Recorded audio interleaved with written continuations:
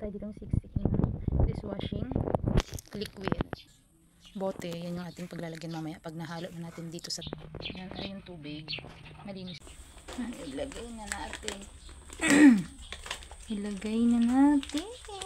Okay kaya itong ating gawa ito.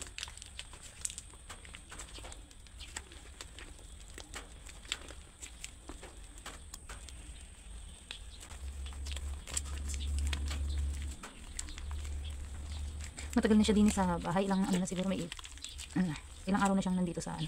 Hindi ko lang siya magawa kasi madaming ginagawa, laging umaalis.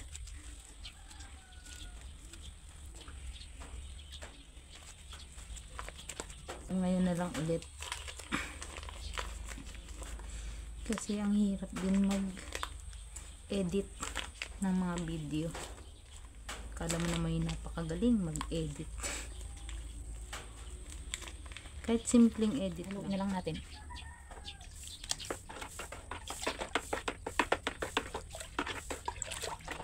Haluin hanggang ng haluin, hanggang sa matinaw lahat. Ay! Ang dami pa.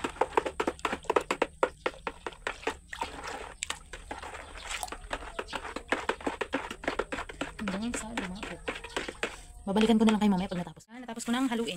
Lalagyan ko lang nitong plastic, tatakluban ko para mawala yung bula. Antayin ko lang mawala yung bula bago saka ko siya ilalagay sa bote.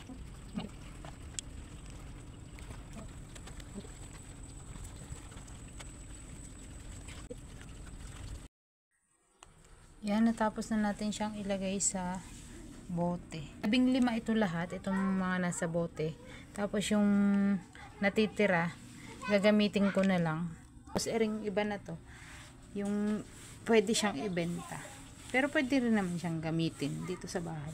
Pag may bibili ay di ibebenta ko. Yan. Ibebenta natin tong iba. Tapos tatakluban ko na lang isa-isa. Yan, nalagyan na natin siya ng taklob. Pwede na siyang pambenta. Sa mga mahilig mag DIY dyan, kung gusto nyo makatipid, panggamit pansarili sa bahay lang, o kaya pwede nyo rin siyang ibenta sa inyong mga kakilala at mga kapitbahay, syempre para makatipid. Ayan, gumawa na lang ako ng dishwashing liquid. Pwede nyo na rin pagkakitaan ko nasa bahay ka lang naman. Kung gusto nyo rin ng ganito, ilalagay ko na lang yung link dyan sa baba. Yun lang, baba. Yan, lalagyan natin ng sticker itong mga bote na to.